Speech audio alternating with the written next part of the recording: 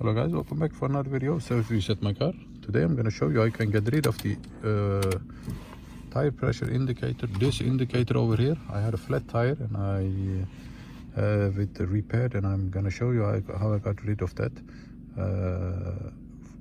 so you can do it for yourself. Before we start, I want to mention our YouTube channel, Service Reset My Car.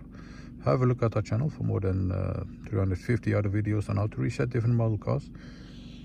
Some tips and tricks about different cars. Use the comment area if you have any questions, and I'll get back to you as soon as possible. Okay, let's start with this one. 2017 Ford Fiesta TPMS sensor reset. First of all, turn the ignition on. Then we're gonna use these two buttons. Press the OK button. Scroll down till we find the settings area. Settings, yes, as you can see, settings.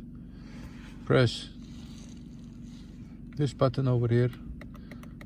Press the OK button to go down to information. Press OK and press the OK button down to find tire pressure. Once you're here, press OK.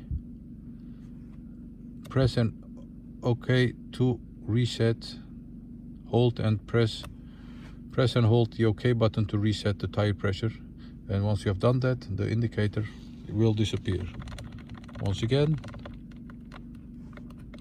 find the settings area. OK. Information, OK. Find the tire pressure indicator. Press OK. To reset, press and hold the reset button, OK button, and you'll see the indicator. It says now tire pressure reset. And once this is done, you'll get rid of that indicator over there on the left side of the dashboard. Thanks for watching. I hope this trick helped you. Subscribe to our channel if you haven't subscribed yet, and hope to see you next time with another video. Stay safe, take care, bye bye.